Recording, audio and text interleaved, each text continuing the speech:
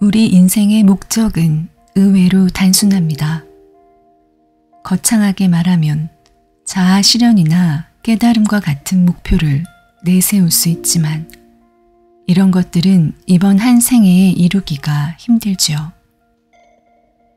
깨달음은 언감생심이고 자아 실현도 말은 그럴듯하지만 실제로 이룬 사람은 많지 않습니다. 자아 실현이나 깨달음 같은 비현실적인 목표를 지향하기보다는 실질적인 목표를 갖는 게 바람직하지 않을까 합니다. 그 실질적인 목표가 무엇일까요? 그 목표는 앞에서 계속해서 말한 것처럼 일단 지구학교를 졸업하는 일이라 할 수 있습니다. 그러나 이 또한 짧은 한 생 안에 이룰 수 있는 일이 아닙니다. 이 일은 한두 생이 아니라 다생을 필요로 하는 일이기 때문입니다. 그래서 대개의 우리는 이번 생을 마치고 나서 그게 언제가 될진 알 수 없지만 또다시 지구학교에 입학해야 합니다. 지상에 다시 태어나야 한다는 말입니다. 내가 쌓아놓은 또 다른 카르마를 해소하기 위해 재입학하는 것이죠. 사정이 이렇다면 우리가 이번 생을 살면서 성취할 수 있는 실질적인 목표는 무엇일까요? 그것은 가능한 한 카르마를 적게 만드는 것입니다. 이 일은 거창하고 멋있기는커녕 초라하고 소극적으로 보이지만 이것이야말로 우리가 지금 여기서 달성할 수 있는 가장 현실적인 최고의 목표입니다.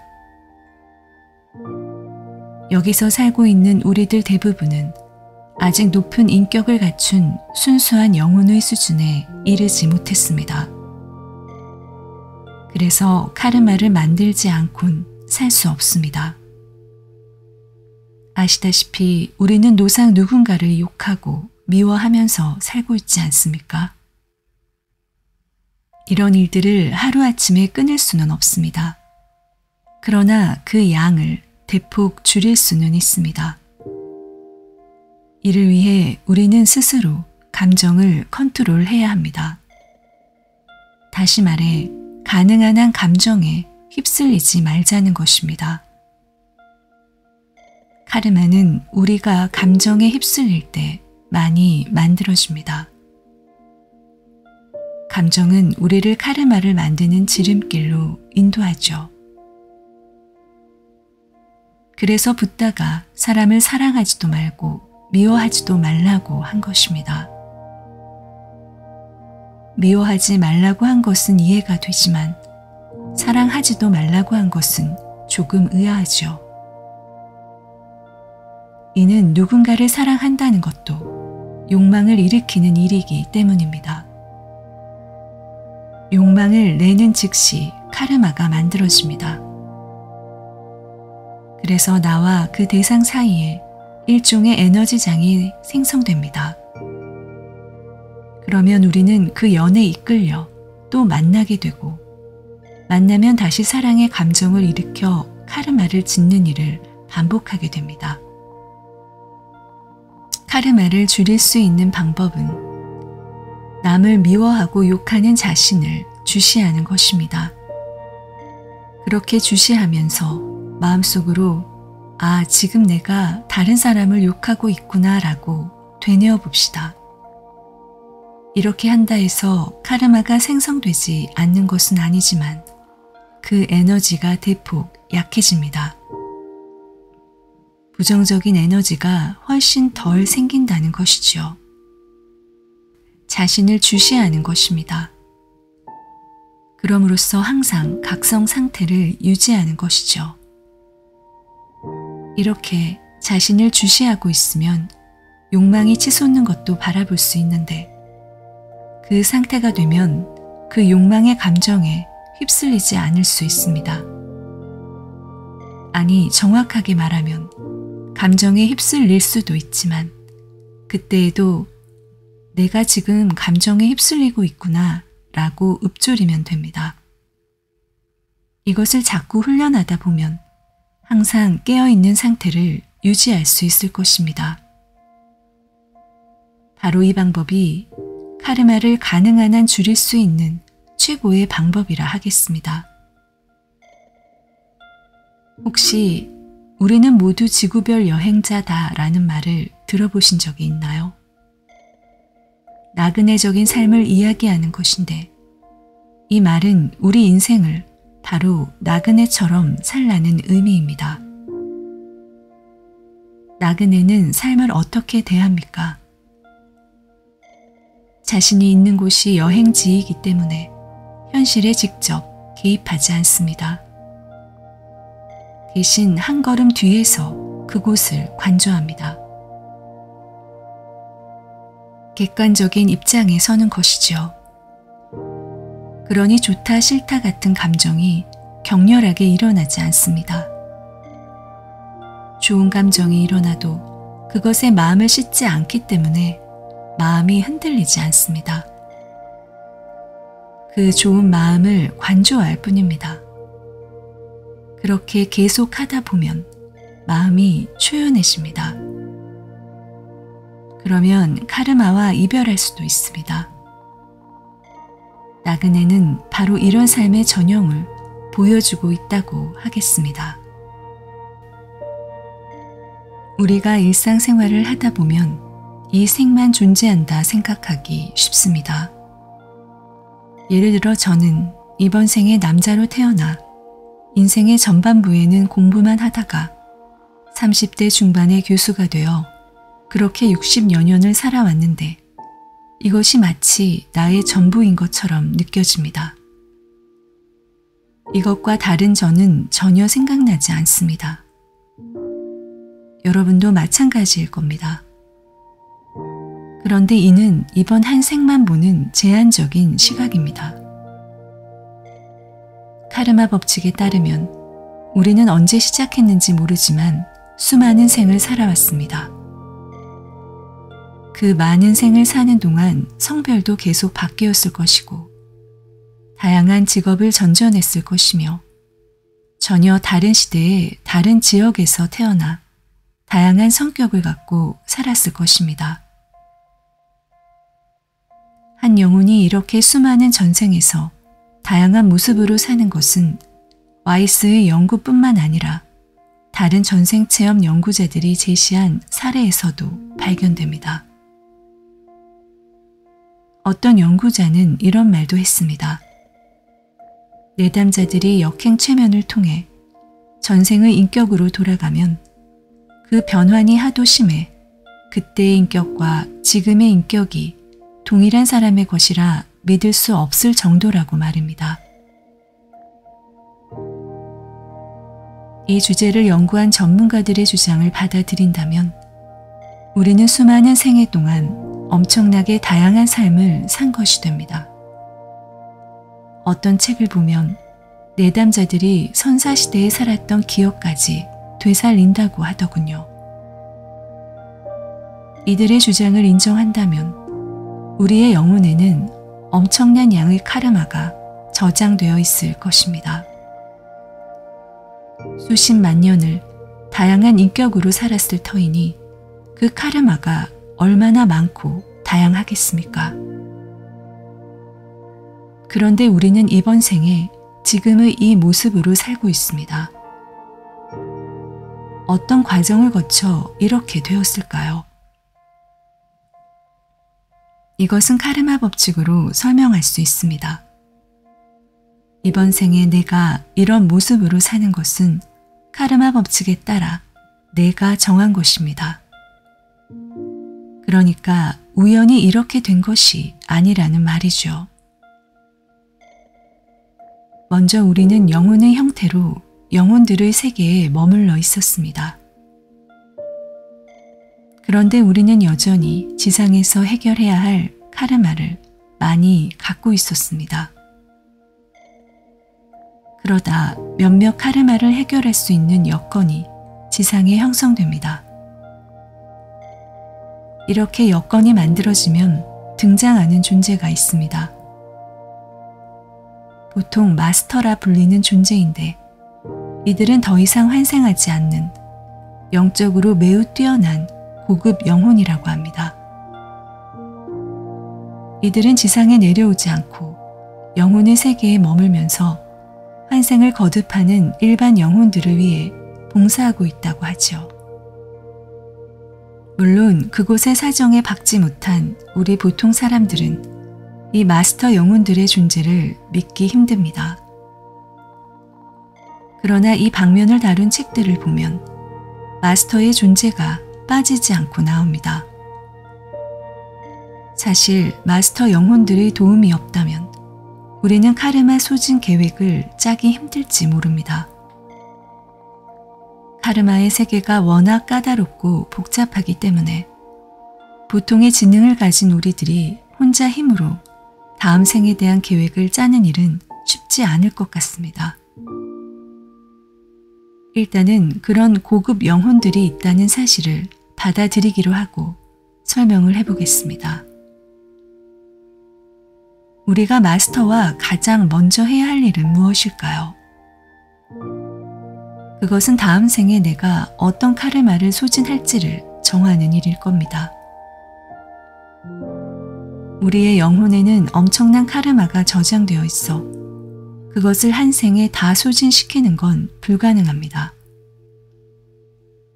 그래서 우리는 그 가운데에서 다음 생과 연관이 있는 카르마를 골라야 합니다. 이렇게 해서 선정한 카르마가 곧 지상으로 내려가 살게 될 생애에 풀어야 할 평생의 과제가 되는 것입니다. 우리 인간이 사는 이유는 바로 내가 선정한 이번 생의 과제가 무엇인지를 정확히 알아내고 그것을 해결하기 위해서입니다. 바로 이것이 인생의 목표라 할 수 있습니다. 이렇게 보면 도대체 내가 왜 이 세상에 태어난 것일까?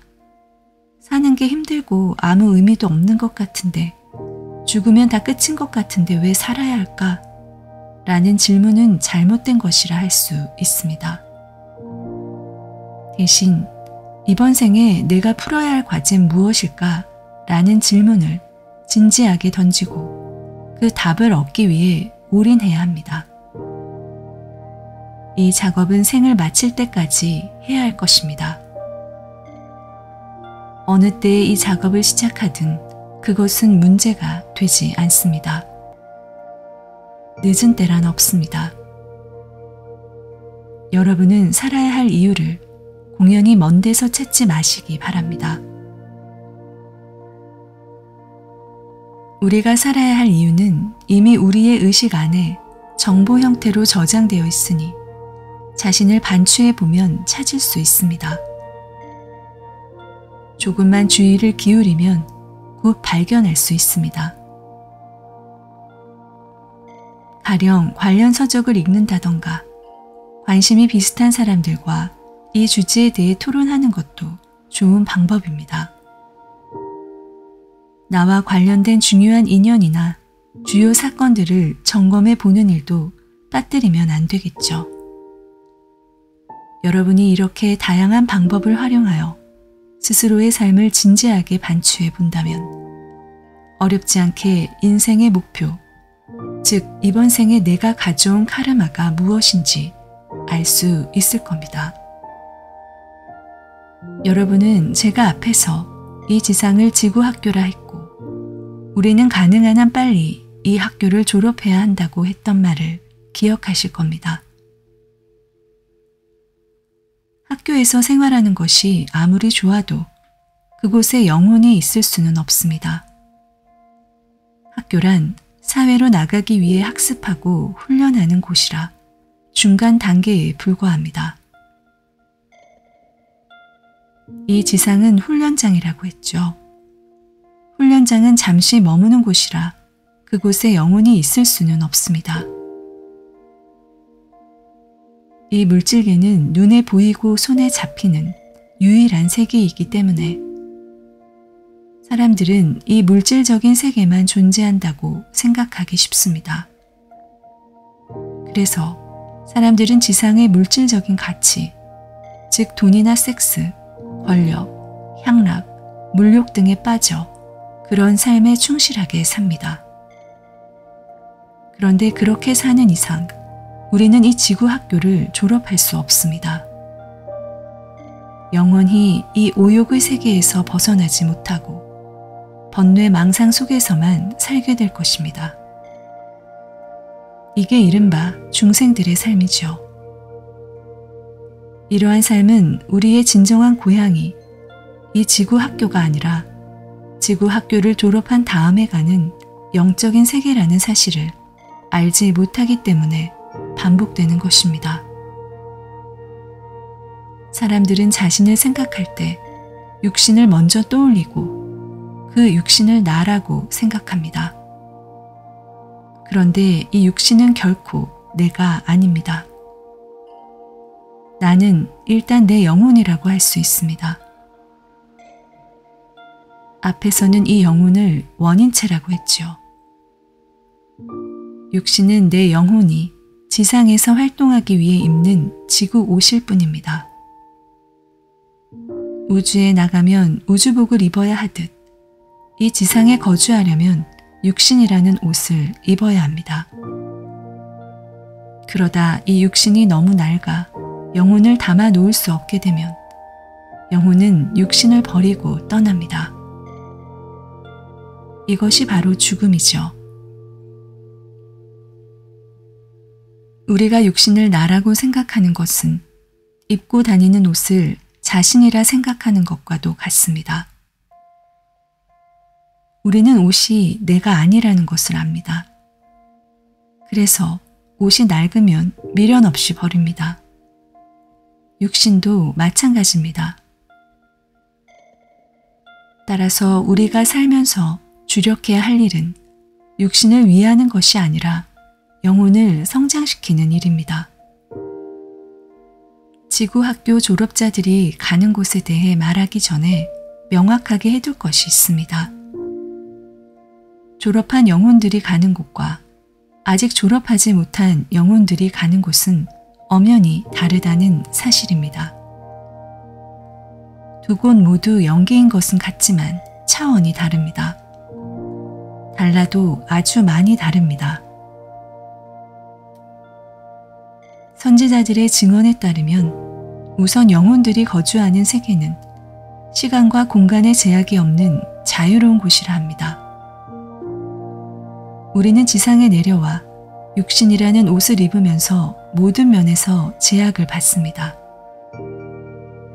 한 차원 낮은 곳으로 내려왔기 때문에 이는 어쩔 수 없는 일입니다. 그러다 우리가 죽음을 맞이하면 육신을 벗으면서 한없이 자유로워지고 기쁨이 넘친다고 합니다. 육신을 벗고 나서 우리가 어느 정도로 자유로운가 하면 우리가 어떤 곳을 가고 싶다 생각하면 그 즉시 그곳에 가 있습니다. 순간 이동을 하는 것이죠. 영혼은 앞서 말한 것처럼 의식이 있는 에너지체라 시간과 공간의 제약을 받지 않습니다. 선지자들은 이구동성으로 영혼들이 사는 세계에 통용되는 대원칙은 유유상종이라 주장합니다. 비슷하거나 같은 수준의 영혼들이 끼리끼리 모여 산다는 것이지요. 왜 이런 상황이 되는 것인가는 한 번만 생각해보면 알 수 있습니다. 영혼은 에너지차라고 했지요. 에너지에는 각기 다른 파동이 있습니다.